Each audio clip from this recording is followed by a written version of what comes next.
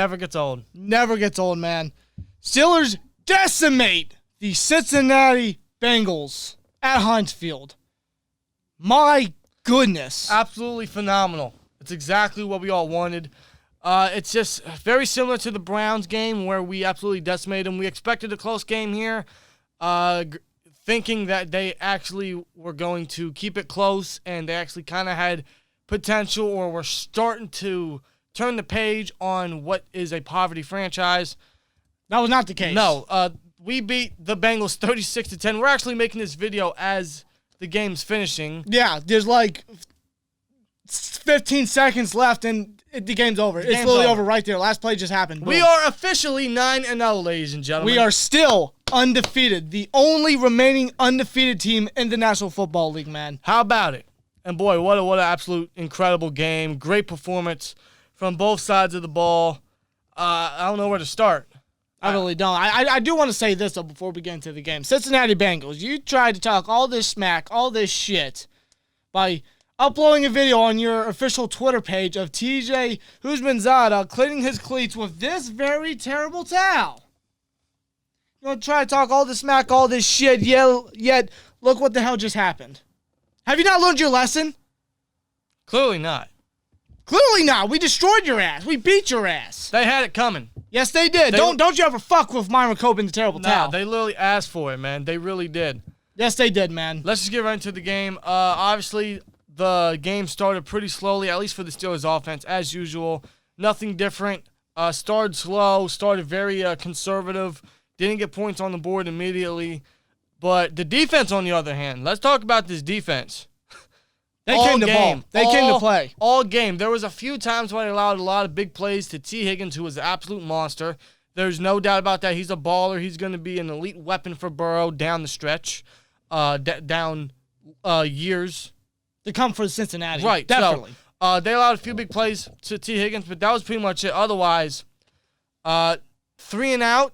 3 and out, 3 and out, 3 and out, 3 and out, just constant 3 and out with the Cincinnati Bengals. I lost count to how many 3 and outs. Last time I checked, it was 0-12, maybe 0-13. They didn't convert one third down, but 2 weeks ago, I'm sorry, because last week was their bye week. 2 weeks ago against Tennessee, they were 10-15. They did not convert one third down, I believe. Maybe late, because it was garbage time. Yeah, and I don't count that. No, we don't count that. They did nothing.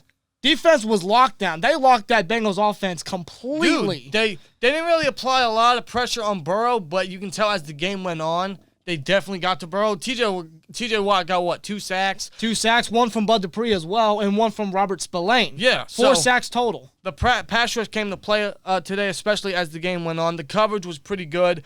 Joe Hayden had a phenomenal game. He forced a few 3 and outs early on and continued with the PBUs and great tackles there. This secondary looked real solid, I'd say. We forced some turnovers. Cameron Sutton had his a forced fumble, which is becoming a weekly thing. This is his 3rd straight game with a forced fumble. Yep. That was picked up by Steven Nelson. That was great. The offense didn't take advantage of that, and thus they didn't score. At least not early, because, when it comes to this offense, especially early, they don't really strike hot. No. They don't look hot. They usually only get about field goals at the start, but as the game went on, they were just on fire. Dude, seriously. Especially in the passing game. Absolutely. Ben had I'd say a really great game. Oh, hell yeah.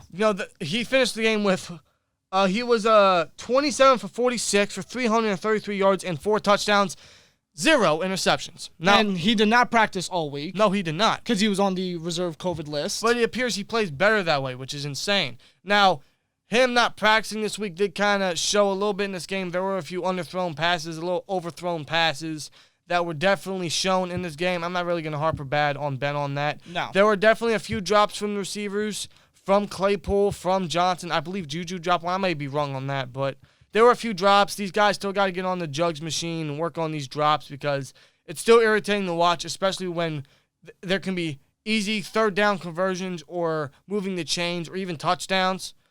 Those got to change. But again, those are small things I'm not really going to worry about. It's just small things they will work on as the weeks go on, as they are. As we've seen, this offense is starting to look better as the week goes.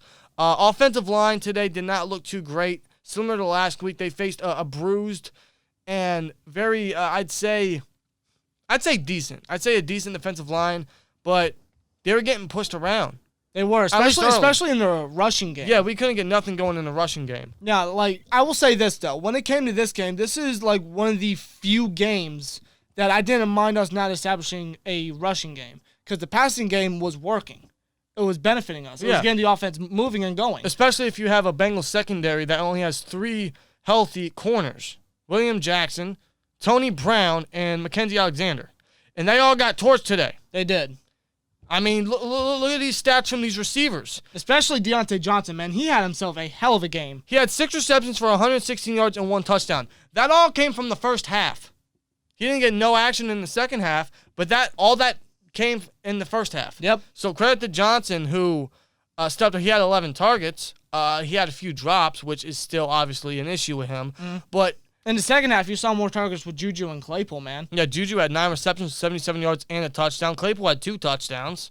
Yeah, big play Clay, man. Stepping up. Even James Washington had a few good catches that led to a third down conversion, removing the chains. Eric Ebron had a nice one-hander on, I believe it was a third down. Right, so these guys, that is depth right there. Yes. That's the one great thing about this offense is the amount of depth we have for Ben is incredible, at least in the receiving game. Absolutely, bro. It's insane. It's great. It is really good. These guys are getting their job done. That's all we could ask for. We're not asking for anything flashy. Just get the job done, and these guys are. They did it today. You spread the ball around. You get the offense moving. You run down the field, tire out the defense, get into the end zone. That's how you win football games, man. And that's kind of what we showed today, mostly through the air because the rushing game didn't get nothing going. Yeah. We preach all the time to get Derek Watt involved. We saw a little bit of Derek Watt today, actually, which was refreshing, but there was not really much success, so I don't know what that's about. I think it's just mostly the offensive line because they weren't creating holes. They weren't creating gaps.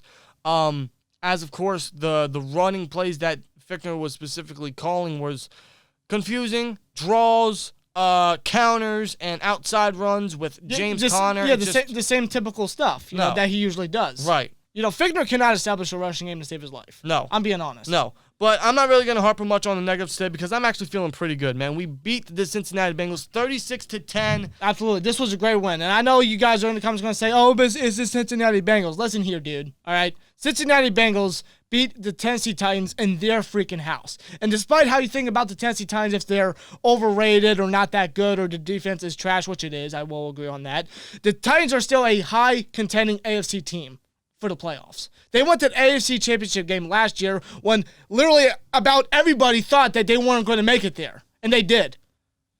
All right? Exactly. The Bengals beat the Titans, and then we beat them. We blew them out. Yeah. Honestly, the Bengals are a lot better than what their record shows, to be honest with you. So you can't really say that whole, it's just the Bengals excuse. Exactly. And it goes to show that Ben is the king of the AFC North. No, dude, because he's fought 3. I don't mean to interrupt you, but go ahead. I know exactly what you're going to say. He's fought 3 Heisman Trophy winners, and this year, Baker Mayfield, Lamar Jackson, and Joe Burrow, and he's beating them all. He's the king of the AFC North. Surprise, motherfucker! The king is back.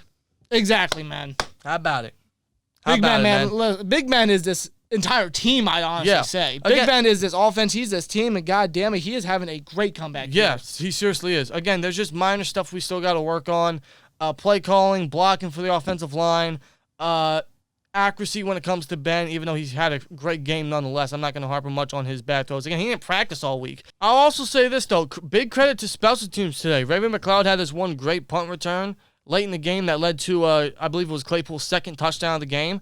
I believe our last touchdown of the game. Yeah, absolutely. Which pretty much sealed the victory. Ray-Ray's bound to get a touchdown, dude. Dude, I thought he had that on that punt return. He was so close. But he's going to have one. It's inevitable he will get one. He's very close to it. But big props to Boswell.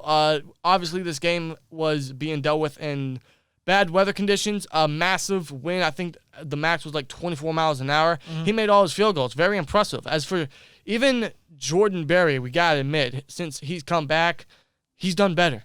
He has. He pinned the Bengals deep in their own end zone a few times, man. I think he only messed up one punt really in this game, but I'm not really gonna, hover on that too much. No, big credit to special teams. Yeah, after last week's debacle on special teams, they came up and stepped up at home today, and it really helped out our team as well for the defense and the offense. Yes, it did. So man. Big credit to them. Absolutely. I'll still take the victory. We beat the Cincinnati Bengals, man. We are currently undefeated, not only in the league, but in the AFC North. It feels good. It does feel good. 9-0, baby. It feels great, man. Let us know you guys saw us down below, man. Great to have the win. This team came to play. I love it. Coming back home after 3 straight road games, 3 straight road victories against an AFC North rival. After all the shit they were talking all week, they came and socked them right in the mouths, man. Absolutely, That's exactly dude. what we need to do. That's exactly what we did, and it feels fucking great. Absolutely. 9-0. We got the Jags next week. However you feel about that game, we'll discuss it in the preview we'll have in the next coming days, man. But let's celebrate this victory, man. The Cincinnati Bengals fall to the Pittsburgh Steelers once again. I forget how many straight victories this is. 10 straight times, I think. I think something like that. Someone will correct us in the chat, but it feels good. Let us know you guys' thoughts down below, man. Here we go, Steelers. Great to have the win. And Jags, see you next week, man. Like, comment, subscribe. We'll see you later. Peace!